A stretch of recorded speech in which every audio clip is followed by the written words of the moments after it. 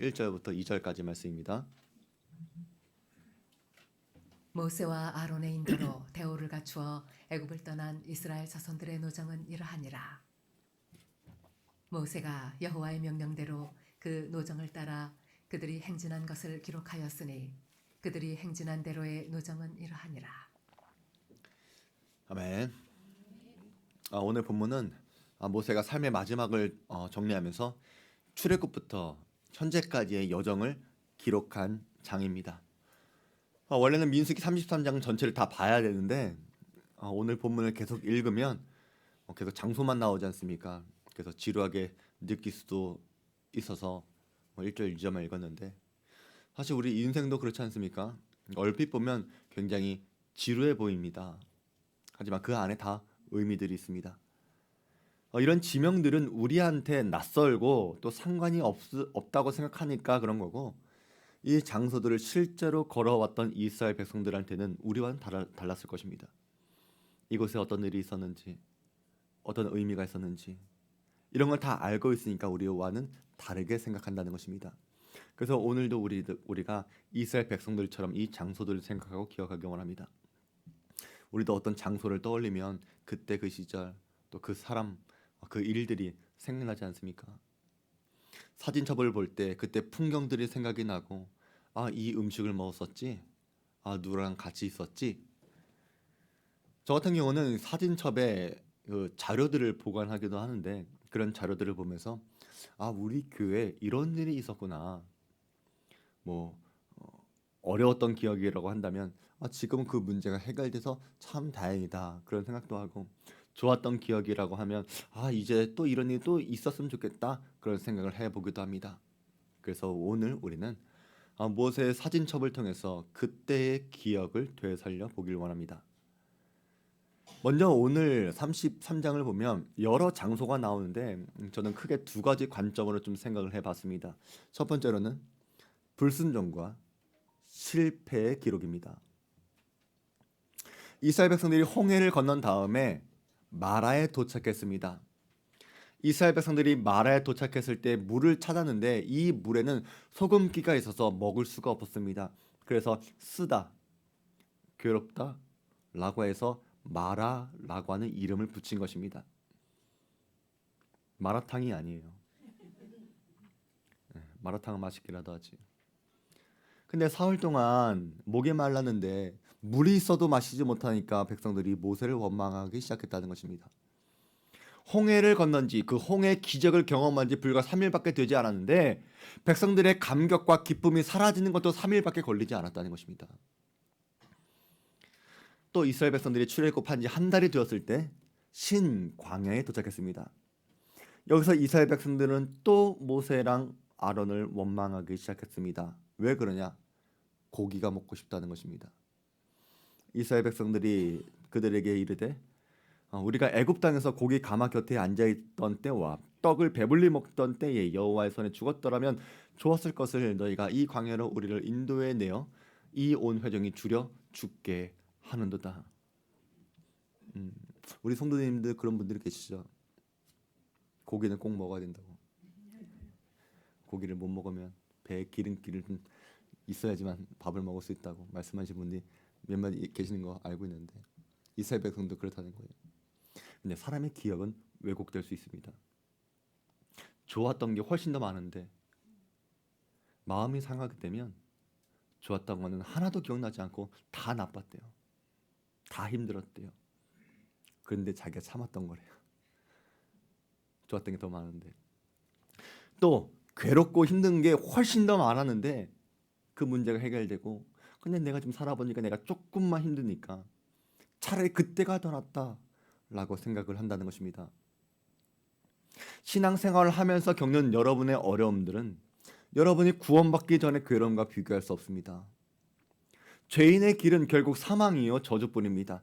주님께서 우리를 구원해 주시고 영원한 생명의 자리로 옮겨 주셨는데 상급을 얻기 위한 여정의 길에서 조금 힘들다고 해서, 조금 불편하다고 해서, 조금 부담스럽다고 해서 죄의 자리가 훨씬 더 좋았다라고 말한다면 그것은 우리가 받은 은혜의 가치를 싸구려로 만드는 것입니다. 그리고 시내 광야에서 1년 동안을 보냈는데 여기서는 아론과 백성의 장로들이 주도해서 금송아지를 만들어 우상을 숭배합니다.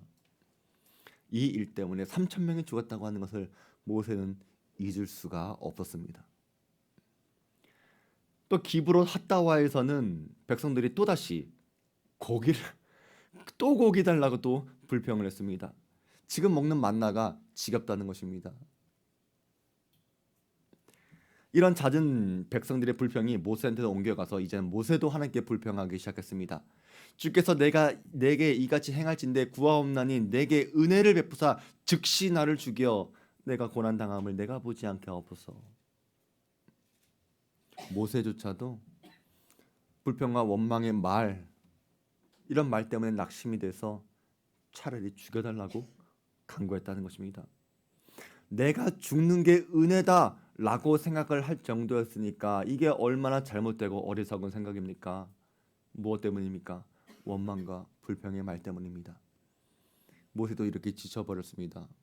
그런데 하나님께서는 바람을 불어서 어마어마한 양의 메추라기를 보내주셔서 상상도 할 수 없는 큰 식탁을 이스라엘 백성들에게 차려주셨습니다. 그런데도 이 사람들은 고기를 씹기도 전에 욕심을 부리니까 하나님은 진노하셔서 큰 재앙으로 치셨는데 이 탐욕 때문에 욕심 때문에 죽었다고 해서 이곳 이름을 기브롯 핫다와 탐욕의 무덤, 불평의 무덤이라고 이름을 붙인 것입니다.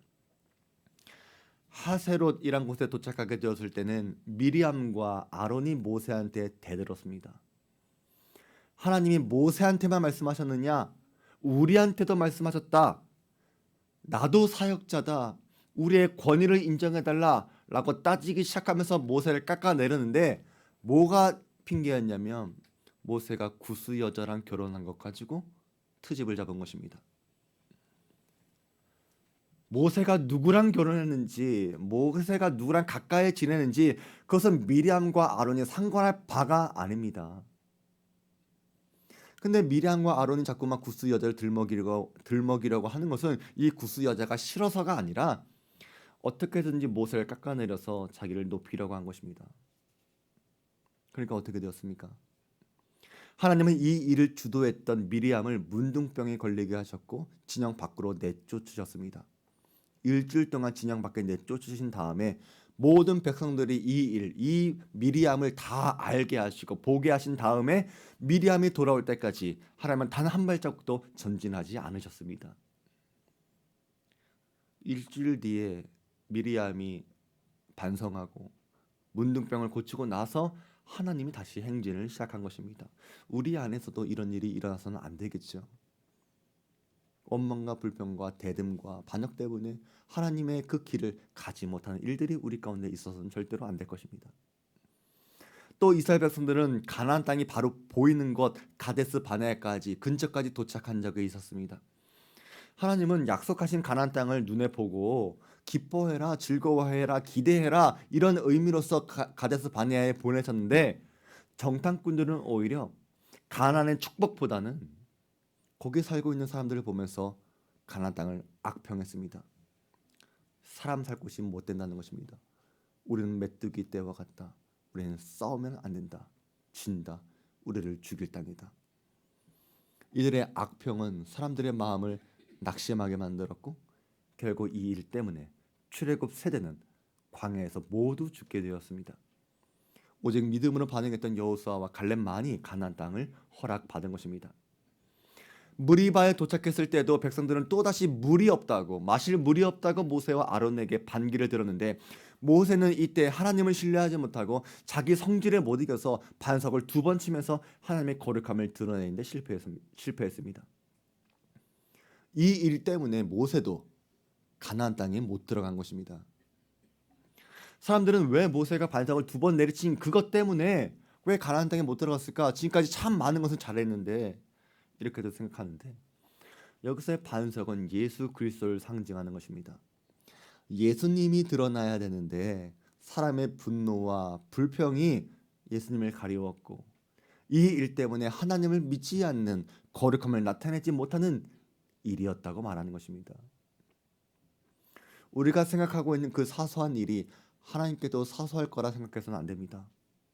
우리에게 사소한 일이 하나님께는 굉장히 중요한 문제일 수가 있다는 것입니다. 만약 그 일이 하나님의 일이었다면. 모세는 무리바를 기억하면서 그때 그 사건을 생각하면서 이 일 때문에 내가 가나안 땅에 들어갈 수 없게 되었지 라고 하는 것을 떠올리면서 굉장히 마음이 아팠을 것입니다. 모세가 이렇게 지난 40년을 정리하면서 여정을 기록했는데 지난 여정을 기록하고 생각해 보니까 너무너무나 많은 불순종과 죄악과 쓴뿌리들과 실패와 죄악이 있었다는 것입니다. 근데 사랑하는 성도 여러분, 이런 기억들이, 이런 장소들이 무엇을 말해주고 있는지 아십니까?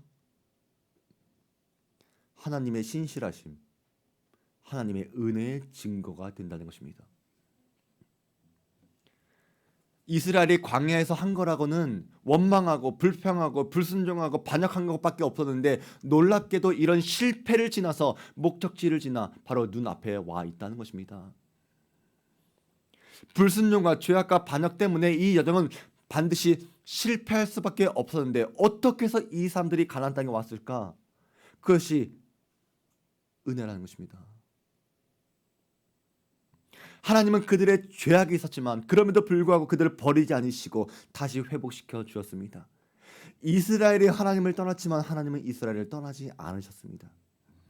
그래서 우리는 이 장소들을 보면서 두 번째 관점을 찾아야 하는 것입니다. 이 장소들은 하나님이 인도하셨다고 하는 은혜의 역설의 장소가 되는 것입니다. 지난 우리의 삶을 뒤돌아보면 우리도 마라와 같은 쓰디쓴 기억의 장소들이 있을 것입니다. 기브롯 핫다와처럼 우리가 욕심한 것 때문에 욕심부려서 우리가 넘어진 적이 있었을 것이고, 가데스 바네에서 하나님께서 보여주신 것을 보지 못하고 내가 보고 싶은 것을 보려다가 넘어진 적이 있었을 것이고, 하나님의 거룩함을 나타내야 하는 그 무리바에서 내 불평 때문에 잠재워진 적이 있었고, 하세롯에서 지도자한테 대든 적이 있을 것입니다. 그러나 하나님은 이 모든 것을 은혜로 덮어주셨고 죽을 수밖에 없는 죄인을 이곳까지 인도해 주었습니다. 우리가 다시 한번 그 장소를 다시 한번 기억해 보기 원합니다. 이스라엘 백성들이 애굽의 람셋을 출발했을 때 애굽 백성들은 지난 밤에 죽은 그 장자를 장사하기 위해서 슬픈 울음의 날이었었는데 이스라엘 백성들은 당당하게 나왔습니다. 하나님의 권능이 나타난 날이었기 때문입니다. 홍해가 가로막고 있고 뒤에는 애국 군사가 병거 600대를 끌고 쫓아올 때에 하나님은 홍해를 갈라 바다 가운데로 지나가게 하셨습니다. 모세는 이 일을 기억하면서 바다 가운데를 지나 이렇게 담백하게 기록하고 있지만 이틀을 생각해 보면 어떻게 잊을 수 있는 기억이겠습니까? 가슴은 굉장히 두근대지 않았겠습니까? 이스라엘 백성들이 마라에서 쓰디쓴 물밖에 없다고 불평했을 때 하나님은 나무를 던져서 마라의 쓴물을 단물로 바꿔주셨습니다. 죽을 수밖에 없는 죄인, 불평했던 이 죄인을 구원하시는 십자가의 능력을 보여주는 것입니다. 그들이 마라를 지나 엘림에 도착하게 되었을 때 그들은 위로와 쉼을 얻을 수 있었습니다. 하나님은 때로는 우리를 마라를 지나가게도 하시지만 엘림으로도 인도해 주십니다. 엘림은 하나님께서 우리 인생에게 주시는 쉼터입니다.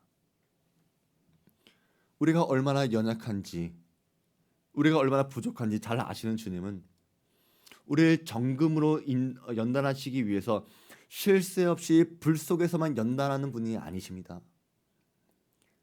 우리 인생이 분명히 고단할지라도 피곤할지라도 즐거움이 없을지라도 의욕이 없을지라도 이 여정에는 분명히 엘림의 은혜도 있다는 것입니다. 신광야에서 고기가 먹고 싶다고 불평했던 이스라엘 백성들한테 하나님께서는 메추라기와 만나를 공급해 주셨습니다. 신광야에서의 하나님은 자비로우시고 은혜가 풍성하신 분이셨습니다. 물이 없다고 불평했던 르비딤에서는 반석에서 물이 나오게 하셨습니다. 반석 되시는 예수 그리스도로부터 흘러나오는 생수의 강이 온 백성을 구원하신다고 하는 그 구원의 십자가의 은혜를 보여주는 것입니다. 백성들의 죄는 반드시 반석 되시는 예수 그리스도의 은혜로만이 해결되는 것입니다. 시내산에 갔을 때는 사람들은 금송아지를 만들어 우상을 숭배했지만 하나님은 거기서 십계명과 율법을 주셨고 성막을 짓게 하시고 제사장과 레위인을 세우셨습니다. 그리고 이곳에서는 모세가 하나님의 영광을 눈으로 보는 어마어마한 놀란 은혜를 경험하게 됐습니다. 여호와께서 또 이르시기를 보라 내 곁에 한 장소가 있으니 너는 그 반석 위에 서라. 내 영광이 지나갈 때에 내가 너를 반석 틈에 두고 내가 지나도록 내 손으로 너를 덮었다가 손을 거두리니 내가 내 등을 볼 것이요 얼굴은 보지 못하리라. 사랑하는 성도 여러분, 모세는 얼굴을 보지 못했잖아요. 근데 하나님의 얼굴이 우리한테 향하고 있다고 하는 것은 은혜입니다. 하나님의 얼굴이 우리에게 향하고 있다는 것을 성경은 뭐라고 이야기하느냐? 임재라고 말을 합니다. 저는 이것에 하나님의 얼굴이 우리 가운데 향하고 있다고 믿습니다. 하나님의 임재하심이 이곳 가운데 있다고 믿습니다.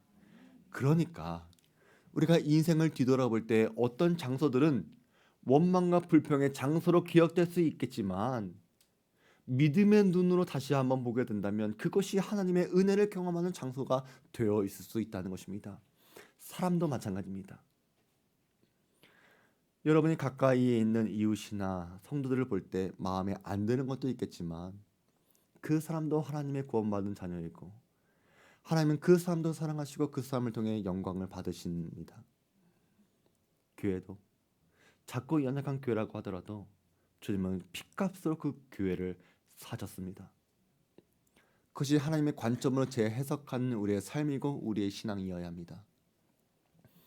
우리도 주님을 만나기 전에 죄와 실패와 불순종 때문에 얼룩져져 있었던 인생이었다는 것을 우리는 부인할 수는 없을 것입니다. 어쩌면 지금 여러분이 처한 환경이나 상황 때문에 하나님을 원망하고 불평할지도 모르겠습니다. 광야의 이스라엘 백성들이 그랬던 것처럼 우리도 그럴지 모릅니다.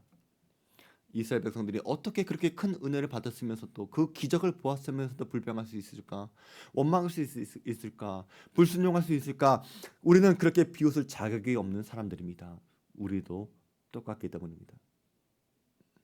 그러나 사랑하는 성도 여러분, 하나님은 우리의 그 모든 것을 덮으시는 그리스도의 보혈의 은혜로서 우리를 안아주고 계심에 감사하시기 바랍니다. 우리의 삶은 죄의 삶이겠지만 주님은 은혜로운 여정으로 바꿔주실 것입니다. 우리의 원망과 불평과 한숨과 눈물을 찬송과 기쁨과 감사로 바꿔주실 것입니다. 우리의 낮아짐은 주님께서 높여주실 것이고 우리의 비움은 주님께서 채워주실 것입니다.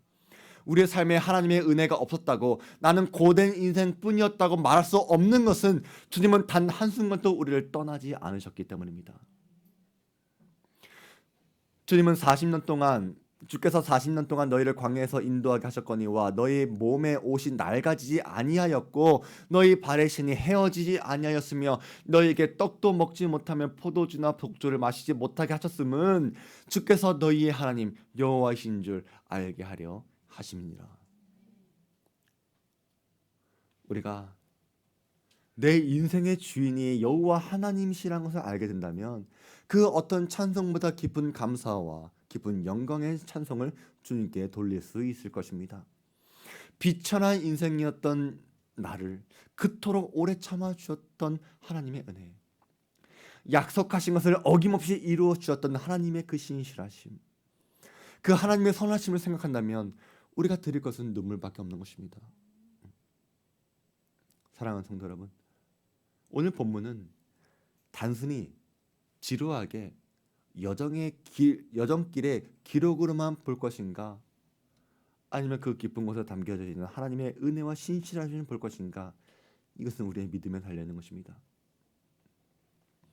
그리고 앞으로 여러분이 나아가는 길에서 죄와 불순종은 분명히 있겠지만 선하심으로 바꿔주신 하나님의 그 섭리를 의지하며 붙들고 나아가시길 바랍니다. 서로를 포기하지 마시고 서로를 참아주시고 서로를 사랑하시고 서로에게 지치지 마시고 내게 허락하신 일들과 사람들을 통해서 끝까지 철로 역정의 길을 가시길 바랍니다. 그 은혜의 영광에 이르기까지 주님은 함께 하십니다. 하나님 이 시간 홀로 영광 받아 주시옵소서. 우리 말씀 기억하면서 우리 찬양하겠습니다.